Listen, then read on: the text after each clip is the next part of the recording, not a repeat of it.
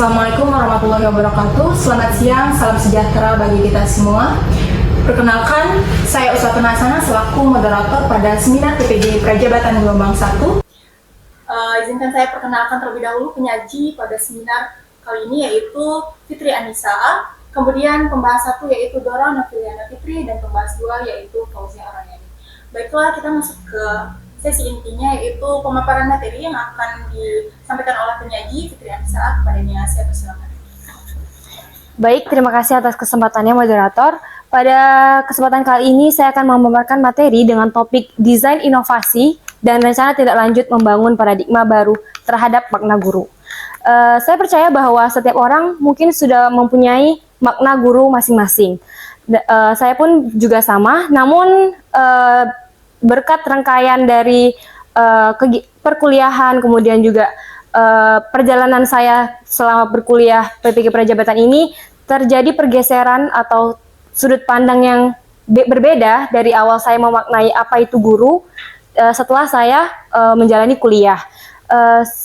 Pada mata kuliah seminar juga saya banyak melakukan refleksi yang didampingi oleh dosen pembimbing saya, Ibu Dr.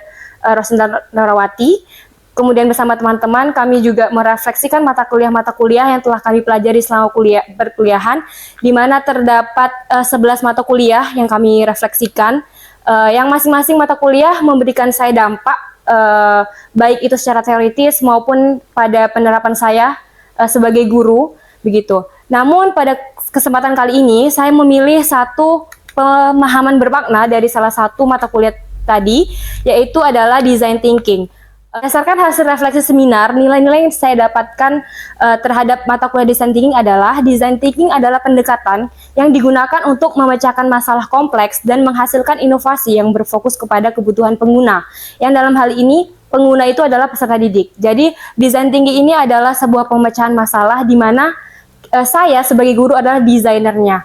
Desainer untuk apa? Untuk membuat suatu inovasi yang berdasarkan suatu masalah yang dihadapi oleh peserta didik kelas. Jadi design thinking itu memungkinkan saya sebagai guru untuk secara efektif menangani tantangan dan kompleksitas pembelajaran, begitu. Jadi dapat dikatakan bahwa saya sebagai guru bukan hanya mentransfer ilmu di dalam kelas, namun juga menjadi desainer. Untuk dapat menghasilkan suatu desain atau dalam hal ini kita sebutnya prototype, terdapat 4 tahapan atau fase yang saya lakukan. Yang pertama itu adalah empathize. Di fase empathize ini saya sebagai guru itu harus berempati kepada peserta didik mengenai masalah yang mereka hadapi di kelas. Jadi walaupun saya tidak merasakan itu secara langsung, tapi saya juga bisa merasakan masalah yang sama gitu.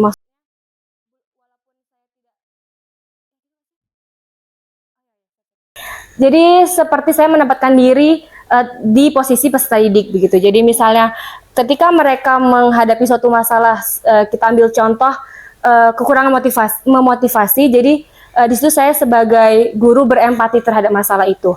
Kemudian terdapat fase define. Di sini adalah saya menentukan apa yang akan saya lakukan terhadap masalah tadi, terhadap masalah kekurangan motivasi. Kemudian ada ideate, itu adalah rancangan atau menciptakan inovasi apa yang dapat saya ciptakan untuk dapat memberikan solusi terhadap masalah itu tadi. Baru nanti terjadi prototype, itu adalah hasil dari ide atau produk atau project dari yang akan saya desain, gitu. Dari mata kuliah ini juga saya paham bahwa tidak hanya mendesain sesuatu, tidak sempurna apabila itu hanya menjadi desain. Oleh karena itu, saya mempunyai desain inovasi pembelajaran, yaitu menciptakan pembelajaran berbasis teknologi, serta pengembangan media ajar yang berfokus pada kebutuhan pengguna, yaitu peserta didik. Seperti yang kita tahu bahwa pada kehidupan sekarang itu sangat berdampingan dengan teknologi, kita tidak bisa meninggalkan fakta bahwa kita harus tetap berkesinambungan dengan teknologi, dan sebagai guru saya juga harus beradaptasi. Dan saya dapati bahwa masalah atau kebutuhan peserta didik yang saya ampuni itu adalah pembelajaran, kebutuhannya adalah pembelajaran yang menyenangkan, karena minat belajar bahasa Inggris yang rendah. Ditambah juga fakta bahwa peserta didik yang saya ampuni itu tidak mendapatkan pembelajaran bahasa Inggris ketika mengampu di sekolah dasar, begitu. Jadi memang pemahaman terhadap bahasa Inggrisnya itu sangat rendah, gitu. Itu adalah masalah yang saya temukan pada fase empathize gitu. Jadi selanjutnya apa sih tindakan saya terhadap empathize itu? Saya menciptakan desain ini tadi, yaitu pembelajaran berbasis teknologi.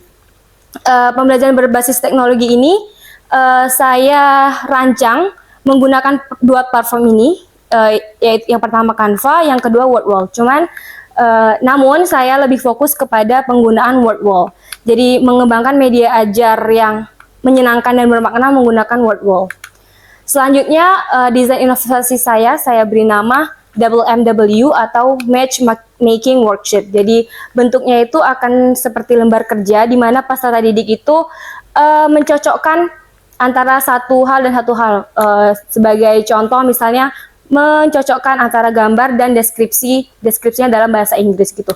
Kenapa saya memilih Matchmaking Worksheet? Karena itu tadi pada fase empathize saya akhirnya sadar bahwa mereka itu butuh pembelajaran yang menyenangkan, namun tidak terlalu sulit karena kita lihat tadi kemampuan awal mereka yang juga cukup rendah begitu.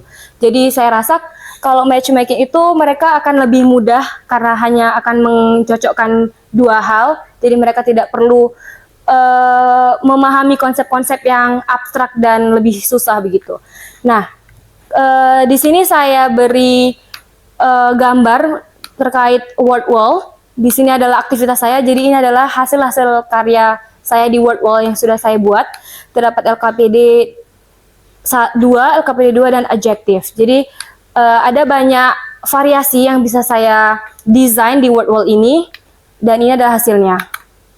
Nah, ini adalah template. Jadi ketika menggunakan Wordwall ini juga tidak hanya terbatas kepada satu desain saja. Jadi saya sebagai guru juga dapat merdeka untuk memilih, kemudian juga banyak variasi, jadi tidak hanya satu atau dua variasi saja yang saya bisa berikan kepada peserta didik, jadi akan lebih bervariasi begitu.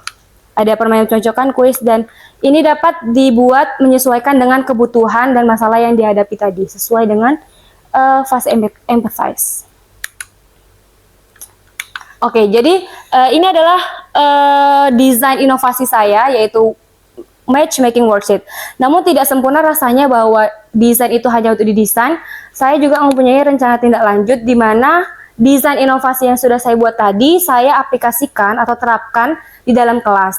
Nah, terdapat dua penerapan yang saya lakukan. Yang pertama itu dalam bentuk LKPD atau saya print out lembar kerjanya tersebut sehingga tidak akan menemui hambatan seperti akses internet ataupun akses listrik begitu. Jadi dan ini dapat dikerjakan secara individu ataupun kelompok menyesuaikan dengan gaya belajar peserta didik. Dan untuk bentuknya seperti yang bisa dilihat dalam PowerPoint, bisa dibentuk seperti ini, bisa dibentuk juga seperti ini. Ini adalah contoh nyata yang sudah dilaksanakan di dalam kelas. Nah, kemudian variasi yang kedua itu adalah real experience atau direct. Jadi, selain bisa dapat di print out, bisa juga saya tampilkan di dalam, di papan tulis sehingga mereka dapat berinteraksi langsung ke depan. Jadi, harapannya terjadi interaksi atau keterlibatan langsung antara saya dan peserta didik. Juga dapat menimbulkan atmosfer positif di mana mereka akan berkompetisi secara positif begitu. Kemudian, yang ini itu dilakukan menggunakan akses internet, namun saya sediakan mouse, jadi nanti mouse-nya bisa diberikan kepada tempat duduk peserta didik, jadi mereka tidak perlu ke depan, hanya mouse-nya saja yang bergantian ke tempat peserta didik dan sama-sama bisa disaksikan di sini, gitu. Nah, dampak dari desain inovasi saya itu ada 3. Yang pertama, memberikan pengalaman belajar yang menyenangkan. Ini merupakan tujuan utamanya, yaitu menghapuskan persepsi mereka bahwa bahasa Inggris itu sulit, apalagi mereka tidak mendapatkannya di sekolah dasar. Kemudian mengintegrasikan TPACK-nya karena ini berbasis teknologi. Kemudian keterlibatan aktif peserta didik karena mereka akhirnya dapat secara langsung melakukan lembar kegiatan tersebut begitu. Nah, dari rangkaian semua ini akhirnya mengubah atau menggeser persepsi saya terhadap mengenal guru. Seperti yang saya sudah bilang tadi, sudah sampaikan di awal tadi, saya juga mempunyai makna guru awalnya. bisa saya dapatkan sebagai murid dulu waktu saya SD, SMP, SMA gitu kan. Nah, dengan rangkaian perkuliahan tadi, kemudian juga pengalaman saya PPL di sekolah mitra, juga praktek saya di kelas secara nyata, awalnya saya memaknai guru bahwa guru itu merupakan profesi mulia yang bertugas membagi dan mengajarkan ilmu pengetahuan. Guru adalah pahlawan tanpa tanda jasa. Ini sangat umum sekali, kita mungkin semua mempunyai pemikiran ini, dan jujur saya juga dulu pemahaman saya seperti ini, sebagai sudut pandang siswa begitu, karena guru itu adalah orang paling pintar di kelas. Tugasnya itu adalah mentransfer ilmu begitu. Namun seperti yang saya bilang lagi, berdasarkan refleksi, kemudian perkuliahan dan juga pengalaman praktik belajar, saya memaknai terdapat perspektif baru. Saya memaknai bahwa guru tidak hanya sebatas mentransfer pengetahuan, namun membudayakan peserta didik. Jadi tugas guru itu tidak hanya sebatas mengajari di kelas, mengajari tentang mata pelajaran yang ia ingin ajarkan gitu, tapi juga menyokong, mendamping, dan juga berperan dalam membentuk karakter, kemudian etika, kemudian mengajarkan cara berpikir gitu. Jadi kalau bisa disimpulkan, guru itu menjadi teladan, fasilitator, kreator, observer, bahkan orang tua kedua, karena kebanyakan waktu peserta didik dihabiskan di sekolah bersama gurunya begitu. Mungkin itu saja makna guru bagi saya setelah perspektif awal dan perspektif baru. Saya juga menemukan sebuah quote yang saya rasa bagus, yaitu a teacher is beautiful gift given by God because God is creator of the whole world and a teacher is creator of a whole nation. Oke, saya rasa sekian, saya kembalikan ke moderator.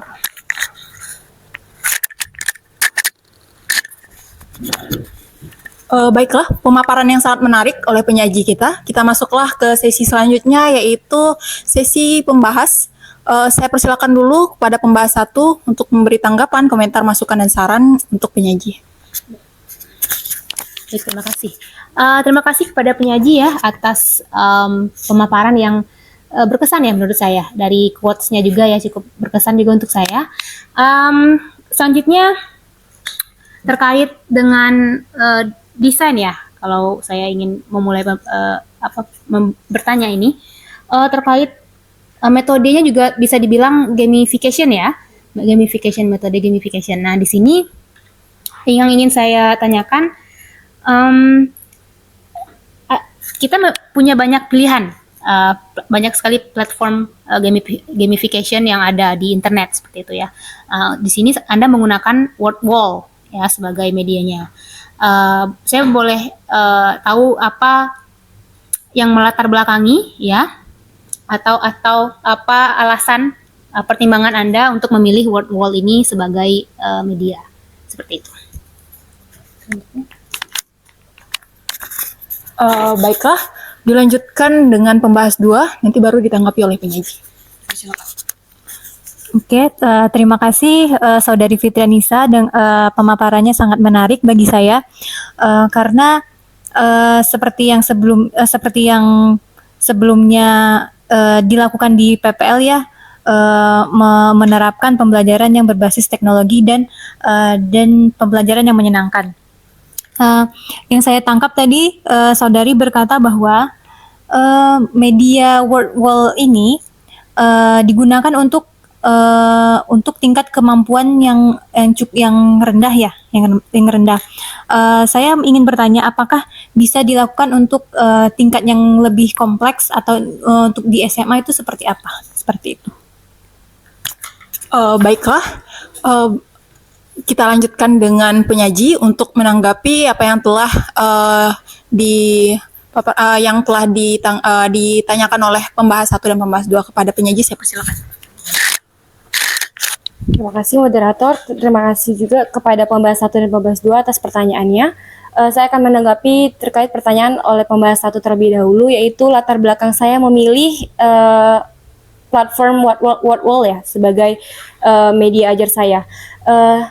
Saya setuju bahwa terdapat banyak pilihan, dan saya pun dalam prosesnya ada banyak proses dalam akhirnya memutuskan untuk menggunakan word wall itu sendiri, yaitu yang pertama, karena dengan media word wall ini terdapat banyak variasi gitu. Jadi saya sebagai guru pun jadi banyak bisa bereksplor dan kreatif gitu dalam mendesain lembar kerja sesuai dengan yang saya butuhkan atau sesuai dengan kebutuhan peserta didik juga. Kemudian juga itu adalah bentuk kemerdekaan saya karena kalau misalnya kita hanya dibatasi misalnya dengan LKPD konvensional gitu, itu kan akan membatasi peserta didik juga terhadap variasi yang mereka dapatkan gitu. Apalagi tujuan utama saya yaitu memberikan pengalaman belajar yang menyenangkan begitu. Karena kan kalau menggunakan word wall ini seperti yang saya sudah sampaikan tadi terdapat dua cara gitu. Bisa dilaksanakan secara langsung juga dalam bentuk print out.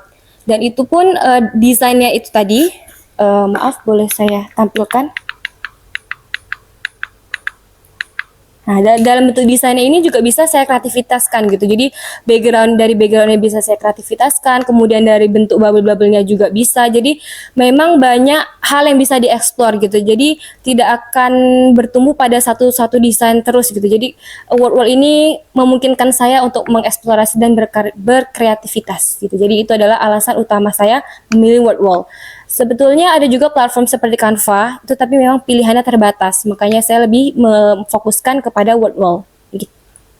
Kemudian dilanjutkan kepada pertanyaan pembahas 2, yaitu bagaimana dengan tingkat soal, karena yang saya telah laksanakan itu untuk tingkat soal kepada peserta didik yang mempunyai kemampuan awal rendah ya.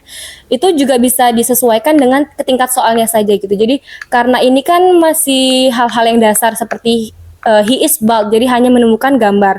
Mungkin kalau untuk jenjang SMA bisa dikreativitaskan misalnya dengan fill in the blank atau mungkin dalam bentuk structure, misalnya bagaimana structure dari present continuous tense, bagaimana harus pakai verb ing kah atau bagaimana susunannya nanti, itu saya sesuaikan saja dengan tingkat level mereka gitu. Jadi itu tadi kesimpulannya adalah saya sebagai guru punya kemerdekaan untuk mengeksplorasi dari segi desain, kemudian dari segi tingkatan soalnya ataupun levelnya.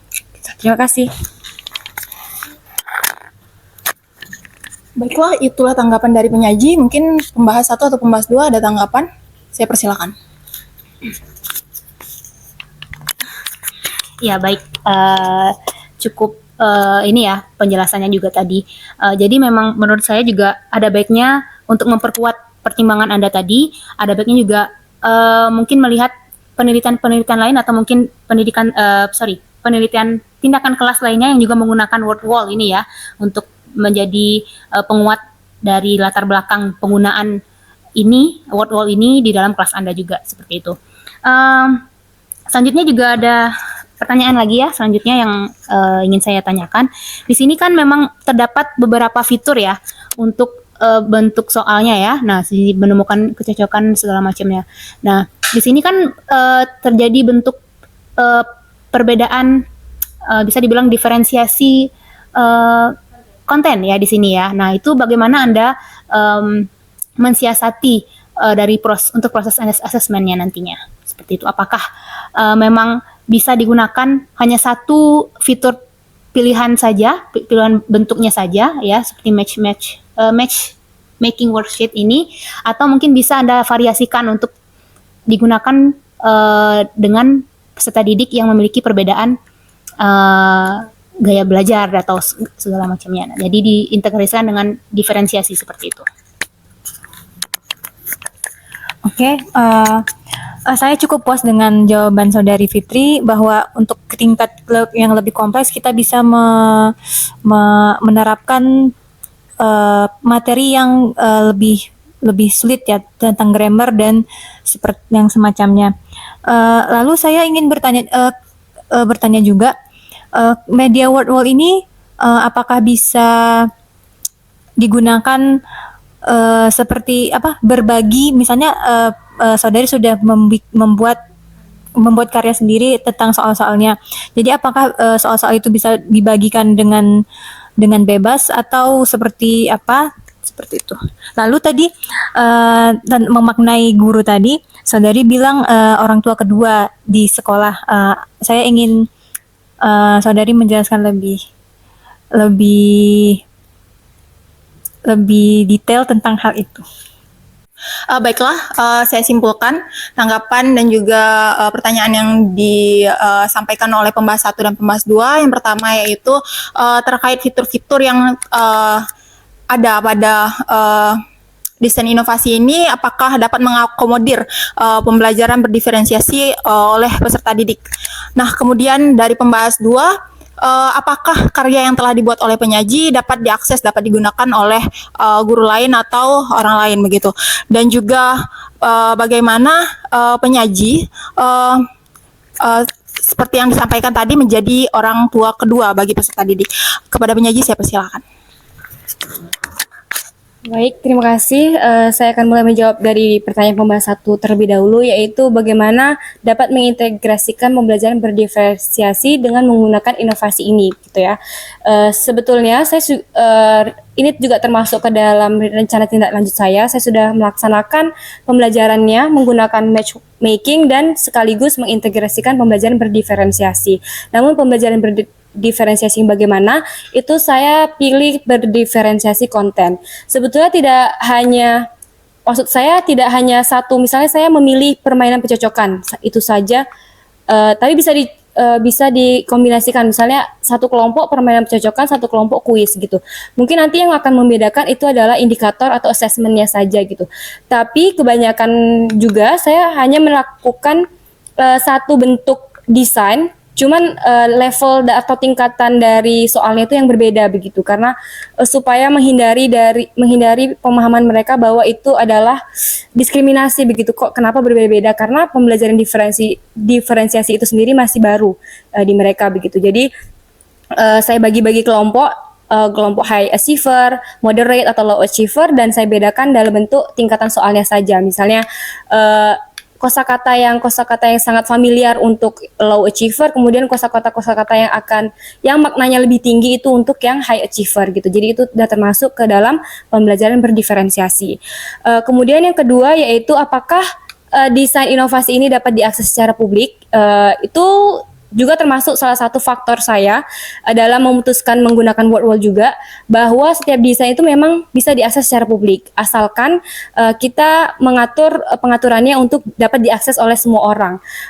Malah di WordWall ini juga menyediakan fitur kita bisa tinggal mencari materi atau worksheet apa yang kita ingin cari, dan apabila tersedia kita bisa juga mendownloadnya begitu. Jadi sangat mudah, dan itu pun nanti bisa kita kreasikan lagi sesuai dengan apa yang kita inginkan atau kita sesuaikan dengan kebutuhan peserta didik begitu. Kemudian yang terakhir yaitu mengenai pertanyaan tentang orang tua kedua ya yang saya sampaikan tadi.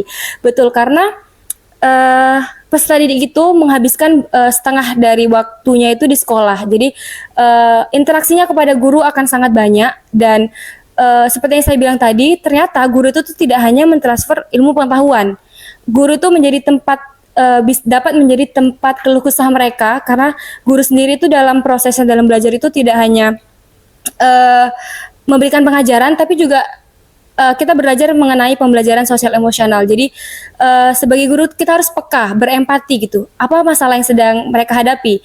Bukan terbatas masalah terhadap pengetahuan atau intelektual, tapi masalah yang mereka hadapi di luar dari itu. Misalnya masalah dia dengan keluarganya, masalah dia dengan teman sebayanya, itu kan guru juga ikut andil dalam hal itu. Apalagi ini mengenai kesejahteraan sekolah atau school well-being, karena guru juga adalah pilar utama di kelas, kemudian juga fasilitator. Jadi apa yang terjadi di kelas itu sedikit banyak guru adalah pendampingnya gitu. Jadi menurut saya itu adalah makna dari orang tua kedua. Dan wali murid pun, orang tua dari peserta didik pun pasti akan banyak menanyakan terkait perkembangan anak mereka selama di sekolah begitu. Jadi ya itulah makna dari orang tua kedua bagi saya, bahwa guru adalah orang tua kedua dari peserta didik. Begitu, semoga menjawab. Terima kasih.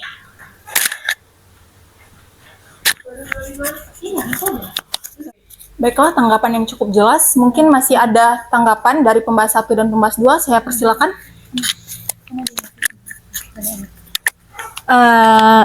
Terima kasih saudari Fitri atas tadi jawabannya, itu sangat memuaskan karena yang kita tahu peserta didik menghabiskan banyak waktu di sekolah daripada di rumah ya, kayak setengah hari siang dari pagi sampai siang itu di sekolah gitu. Selain itu, saya juga ingin bertanya tentang MMW. Apakah ada tantangan apa yang Anda hadapi dalam dari proses desainnya atau gimana dari pengaplikasiannya di kelas seperti itu? Nanti ya di kelas.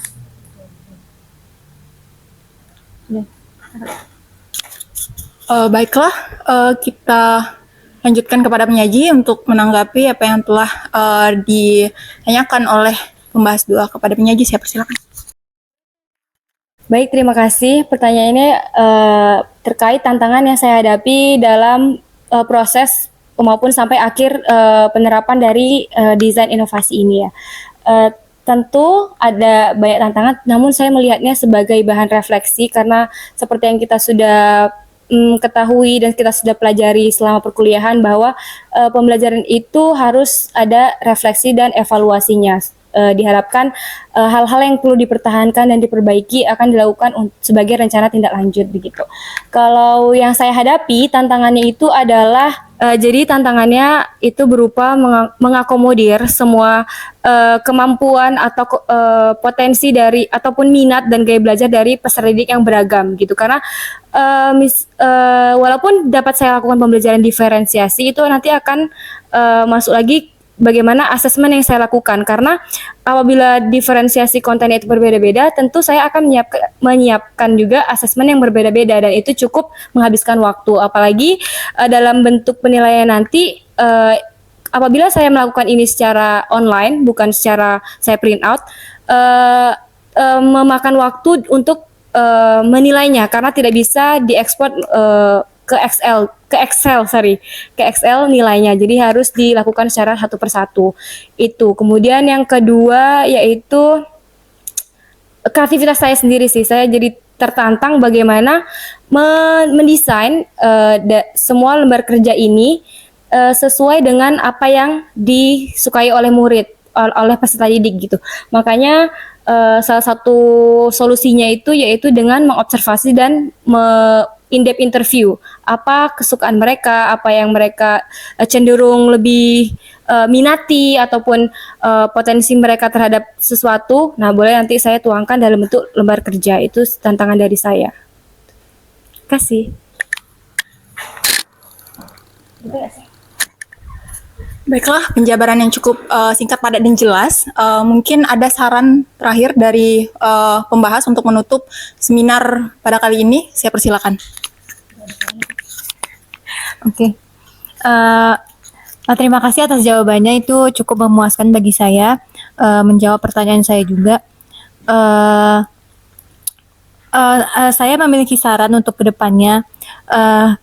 Ketika the matchmaking worksheet ini dilakukan di kelas, itu kan berarti semuanya ingin berpartisipasi kan. Jadi bagaimana cara penyaji nanti untuk mengatur semuanya ke bagian kesempatan untuk menjawab matchmaking ini gitu. Lalu bagaimana nanti misalnya tadi disebutkan juga sama penyaji ada satu mouse yang wireless itu supaya peserta didik nggak perlu maju ke depan seperti itu. Itu cukup bagus. Tapi mungkin kalau misalnya mouse-nya 2 nggak bisa, apakah bisa gitu? Nanti mungkin untuk ya sebagai pertimbangannya apakah ada cara lain, ada metode lain untuk mengakomodir semua peserta didik agar memiliki kesempatan yang sama di kelas. Baiklah, kita sampailah pada sesi terakhir yaitu penutup. Di sini mungkin dapat saya simpulkan bahwa pembelajaran itu tidak hanya monoton, kita dapat mengaplikasikannya dengan metode gamifikasi tadi melalui desain inovasi yang telah dirancang oleh saudari penyaji tadi, yaitu matchmaking worksheet. Nah, saya sampaikan ucapan terima kasih kepada penyaji yang telah menginspirasi kita dan juga membuka wawasan bagi kita semua dan juga terima kasih kepada pembahas 1 dan pembahas 2 yang telah menggali sehingga memperkaya wawasan kita lebih dalam terkait rancangan ini sehingga dapat menjadi tindak lanjut atau inspirasi juga mungkin bagi guru-guru yang lainnya untuk dapat diterapkan. Nah, di sini saya ada sebuah pantun untuk menutup seminar ini. Dari yang dapat saya tangkap atas apa yang telah dipaparkan oleh penyaji, bunyi pantunnya seperti ini. Tanam ubi dengan sejajar, pijar api menyilaukan. Guru dan murid belajar, merdeka belajar mengajar, belajar pun menjadi menyenangkan. Saya selaku moderator, mohon maaf jika terdapat kesalahan. Saya akhiri, wassalamualaikum warahmatullahi wabarakatuh.